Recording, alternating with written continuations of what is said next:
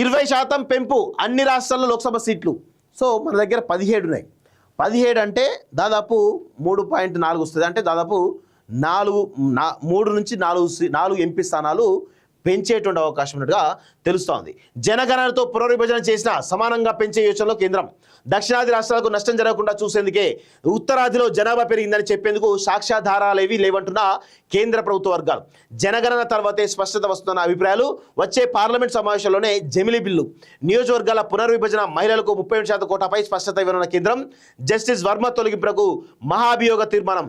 సరళీకృత ఆదాయ పన్నుపై కొత్త బిల్లు. జూలై 21 నుంచి ఆగస్టు 11 వరకు సమావేశాలు అంటూ చూస్తూ ఉన్నాం. సో ఇక్కడ దక్షిణాది రాష్ట్రాలకు అంటే ఈ దేశంలో ఎప్పుడైతే జనాభా నియంత్రణ అనేటువంటి బలంగా వచ్చిందో అప్పుడు సౌత్ ఇండియా బలంగా పాటించింది. వాస్తవంగా సౌత్ ఇండియానే పెద్ద ఎత్తున ఈ జనాభా నియంత్రణ పాటించింది. అటు నార్త్ ఇండియా ఎక్కువ పాటించింది కాబట్టి జనాభా నార్త్ ఇండియాలో పెరిగింది. సౌత్ ఇండియాలో కాన్స్టెంట్గా కొంతమేర పెరుగుకుంటూ వచ్చింది తప్ప డ్రాస్టిక్ పెరగలేదు. సో ఈ క్రమంలో జనాభా నిష్పత్తి ఆధారంగా లోక్సభ సీట్లను, అసెంబ్లీ సీట్లను పెంచాలనే ప్రతిపాదన కేంద్ర ప్రభుత్వం చేసింది. ఈ క్రమంలో సౌత్ ఇండియా నుంచి బలంగా వాయిసెస్ వినిపించడం జరిగింది. ఈ క్రమంలోనే కేంద్ర ప్రభుత్వం తలొగ్గి అన్ని నియోజకవర్గాలు, అన్ని రాష్ట్రాల్లో కూడా 20% లోక్సభ సీట్లు పెంచాలనే దానిలో ఈరోజు ఒక నిర్ణయానికి వచ్చిందా అనేటువంటి అనుమానాలు కూడా బలంగా కదులుతున్నాయి. సో దాని గురించే ఈ యొక్క డీటెయిల్స్. సో దేశంలో లోక్సభ నియోజకవర్గాల పునర్విభజన చేపట్టాలని నిర్ణయించిన కేంద్ర ప్రభుత్వం ఈ విషయంలో జనాభా పెరుగుదలతో సంబంధం లేకుండా నిర్ణయం తీసుకునే విషయంలో ఉంది. ఈ మేరకు దేశంలోని అన్ని రాష్ట్రాలు సమానంగా 20% చొప్పున లోక్సభ స్థానం పెంచాలని భావిస్తోంది అంటూ చూస్తున్నాం. సో ఇప్పుడు ఆల్రెడీ 33% మహిళా రిజర్వేషన్ బిల్లు ఏదైతే ఉందో, ఉమెన్ రిజర్వేషన్ ఆల్రెడీ పార్లమెంట్లో పాస్ కావడం జరిగింది. రాష్ట్రపతి గెజెట్ కూడా విడుదల జరిగింది. సో ఇది ఇంకా ఇంప్లిమెంట్ కాలేదు. సో ఇది ఒక పాయింట్ ఒకసారి పక్కన పెట్టండి. ఇప్పుడు ఏం చేయాలి? ఇది ఇంప్లిమెంట్ కావాలంటే తర్వాత జనగణన ఉంటుంది. ఇప్పుడు జనగణన జరుగుతుంది, జనగణనతో పాటు కులగణన. ఇది దాదాపు 2027 వరకు పూర్తవుతుంది. సో 2027 వరకు పూర్తయితే ఈలోపే కేంద్ర ప్రభుత్వం ఏం చేస్తోంది? జమిలీ బిల్లును వచ్చే ఈ పార్లమెంట్ సమావేశంలో జమిలీ బిల్లు తీసుకొచ్చేట ఒక ప్రయత్నం చేస్తూ ఉంది. సో చేసేట క్రమంలో ఇప్పుడు డిలిమిటేషన్ జరగాలి.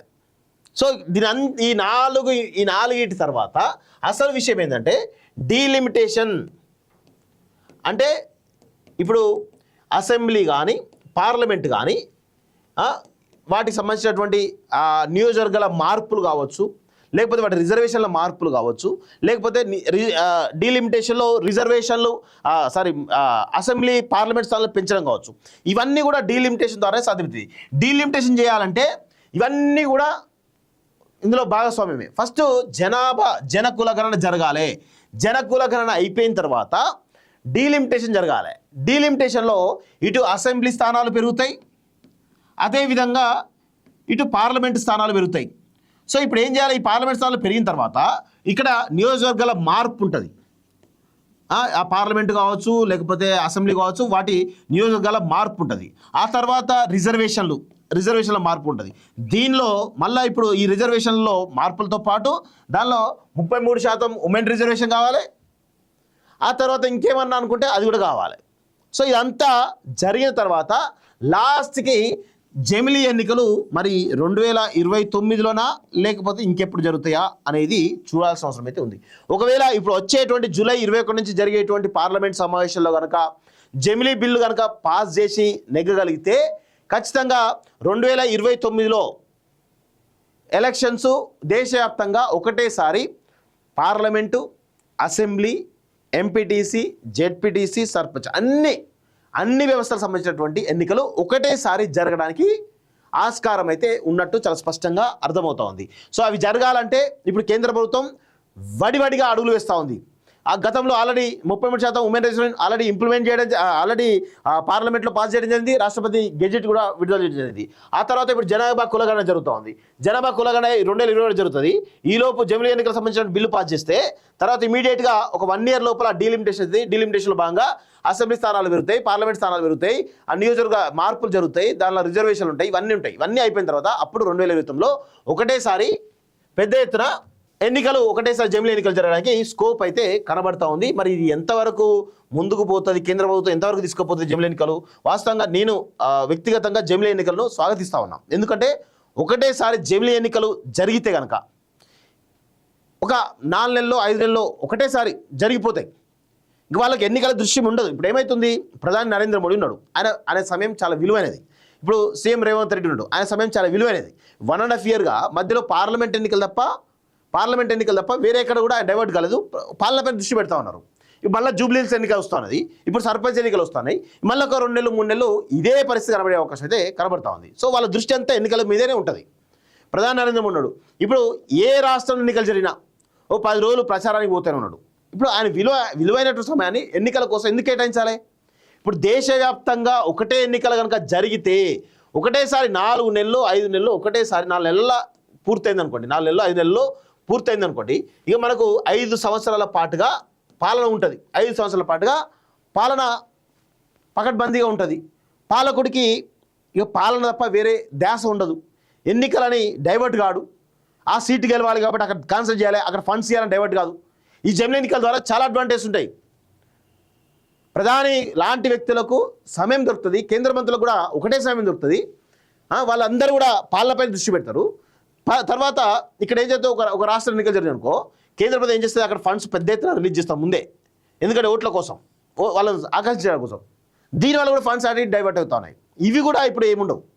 సో దేశవ్యాప్తంగా మీరు గెలవాలంటే దేశం మొత్తం అభివృద్ధి కావాలి, అప్పుడే ఓట్లు వేస్తారు జనాలు.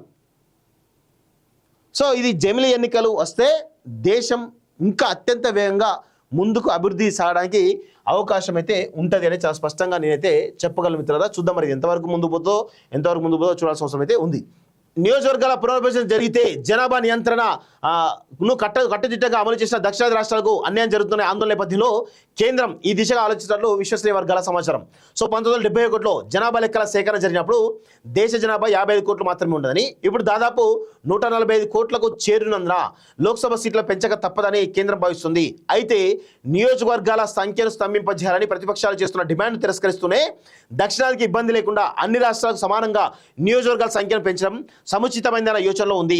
నిజానికి దక్షిణాదితో పోలిస్తే ఉత్తరాది జనాభా పెరిగిందని చెప్పేందుకు సాక్ష్యాధారాలేమీ లేవని, జనగణన తర్వాతే ఈ విషయంలో స్పష్టత వస్తుందని కేంద్ర ప్రభుత్వ వర్గాలు అంటున్నాయి. జూలై 21 నుంచి ఆగస్టు 11 వరకు జరిగే పార్లమెంట్ వర్షాకాల సమావేశంలో జమిలీ ఎన్నికల బిల్లును ప్రవేశపెట్టేందుకు మోడీ సర్కార్ రంగం సిద్ధం చేస్తుంది. ఇప్పటికే జనాభా లెక్కల సేకరణకు నోటిఫికేషన్ జారీ చేసిన దృష్ట్యా నియోజకవర్గాల పునర్విభజన, మహిళలకు 30% కోటాపై ఈ సమావేశంలో స్పష్టత ఇవ్వాలని భావిస్తుంది. ఈ 2 అంశాలను జమిలీ ఎన్నికలను ముడిపెడుతూ 2029లో దేశవ్యాప్తంగా లోక్సభకు, అసెంబ్లీలకు ఒకేసారి ఎన్నికలు నిర్వహించేందుకు అవసరమైన రాజ్యాంగ సవరణ బిల్లును వర్షాకాల సమావేశంలోనే ప్రవేశపెట్టేందుకు కేంద్రం సిద్ధమవుతున్నట్టు అధికార వర్గాలు తెలిపాయి. సో ఇక్కడ ఇప్పుడు కనుక ఈ వర్షాకాల సమావేశంలో జూలై ఆగస్టులో జరిగేటువంటి సమావేశంలో జమిలీ బిల్లు పెడితే 2029లో దేశవ్యాప్తంగా ఒకటేసారి జరుగుతాయి. ఒకవేళ అప్పుడు జరగలేదు అనుకోండి, ఎందుకంటే 2-3 సంవత్సరాల ముందే కసరత్తు స్టార్ట్ అవుతుంది జమిలీ ఎన్నికలకి.